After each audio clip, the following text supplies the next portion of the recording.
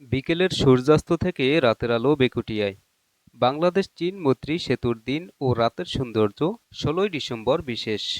আসসালামু আলাইকুম। হ্যালো বন্ধুরা, স্বাগতম জানাচ্ছি আপনাদের আমার নতুন একটি ব্লগে। আমি রাজু আর আপনারা দেখছেন এমএফএস রাজু। বন্ধুরা, আজকে আমি বিকেলে বের হয়েছিলাম ভান্ডারিয়া বাস স্ট্যান্ড থেকে গন্তব্য অষ্টম বাংলাদেশ চীন মৈত্রী সেতু, যেটা আমরা সবাই চিনি বেকুটিয়া সেতু নামে। আজকের দিনটা একটু স্পেশাল। ১৬ই ডিসেম্বর মহান বিজয় দিবস সামনে রেখে ভেবেছিলাম এখানে অনেক দর্শনার্থী থাকবে, কিন্তু বাস্তবতা একটু ভিন্ন। সেটাই আজকের ব্লগে আপনাদের দেখাবো। তো ভিডিওটা শেষ পর্যন্ত দেখবেন, আর যদি ভালো লাগে অবশ্যই লাইক কমেন্ট শেয়ার করবেন। চলুন তাহলে যাত্রা শুরু করি। এই মুহূর্তে আমি দাঁড়িয়ে আছি ভান্ডারিয়া বাস স্ট্যান্ডে। এখান থেকেই আজকের ব্লগের ভিডিও শুরু করছি। রাস্তায় বের হতেই পরিবেশটা বেশ শান্ত। বিকেলের নরম আলো, হালকা বাতাস, ব্লগ করার জন্য একদম পারফেক্ট সময়। বন্ধুরা, যাওয়ার পথেই হঠাৎ করে আমার চোখে পড়ে একটি খুবই আকর্ষণীয় ও সুন্দর বাড়ি। বাড়িটা দেখতে এতটাই চমৎকার ছিল যে ভিডিও না করে পারলামই না। আপনাদের কেমন লাগছে এই বাড়িটা কমেন্টে অবশ্যই জানাবেন। বন্ধুরা, অবশেষে আমরা পৌঁছে গেছি বেকুটিয়া সেতুর কাছাকাছি, অর্থাৎ অষ্টম বাংলাদেশ চীন মৈত্রী সেতু।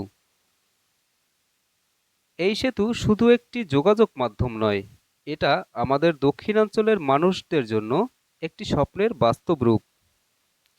আর এই মুহূর্তে সবচেয়ে সুন্দর যে বিষয়টা দেখছি সেটা হলো সূর্যাস্ত। সেতুর উপর দাঁড়িয়ে সূর্য যখন ধীরে ধীরে নদীর ওপারে হারিয়ে যাচ্ছে, দৃশ্যটা সত্যি ভাষায় প্রকাশ করার মতো না। এই সময়টা আমি একটি ব্লগ ভিডিও করেছি, কারণ এই মুহূর্তটা ক্যামেরাবন্দি না করলে অন্যায় হয়ে যেত। বন্ধুরা, একটা বিষয় লক্ষ্য করলাম, আজ ১৬ই ডিসেম্বর উপলক্ষে আমি ভেবেছিলাম এখানে অনেক মানুষের ভিড় থাকবে, কিন্তু অবাক করার মতো বিষয় হলো আজ অন্য দিনের চেয়েও লোকজন অনেক কম, প্রায় জনশূন্য বলা যায়। হয়তো সময়ের কারণে, হয়তো মানুষ অন্য কোথাও বিজয় দিবস উদযাপন করছে। এই নীরবতা কিন্তু সেতুর সৌন্দর্যকে আরও বাড়িয়ে দিয়েছে। একটু শান্ত, একটু নিরিবিলি, প্রকৃতির সাথে নিজেকে মেলানোর মতো পরিবেশ।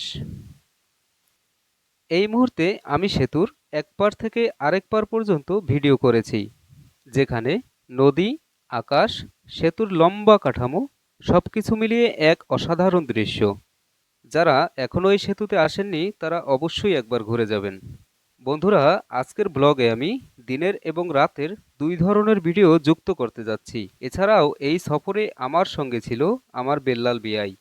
উনি আমাকে খুব সুন্দর কিছু ছবি তুলে দিয়েছেন, যেটি এখন আপনারা দেখছেন।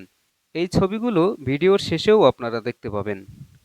এই বলতে বলতে আমরা চলে যাচ্ছি সেতুর একদম পশ্চিম প্রান্তে, অর্থাৎ পিরোজপুর সদর উপজেলার মধ্যে। এখানে দাঁড়িয়ে আমার বেয়াই আমাকে আরও কিছু ছবি তুলে দিয়েছে, যেটি এখন আপনারা দেখতে পাচ্ছেন।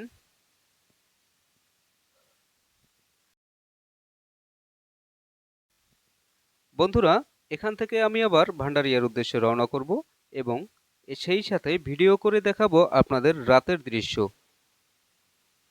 রাতের সেতুর আলো আর দিনের প্রাকৃতিক আলো, দুইটার সৌন্দর্য কিন্তু আলাদা। এখন আপনাদের জন্য কয়েকটা প্রশ্ন। আপনাদের কাছে বেকুটিয়া সেতু দিনে বেশি সুন্দর নাকি রাতে? সূর্যাস্তের দৃশ্য কেমন লাগলো? এই ব্লগ ভিডিওটা আপনাদের ভালো লেগেছে কিনা? কমেন্ট বক্সে অবশ্যই আপনাদের মূল্যবান মতামত জানাবেন।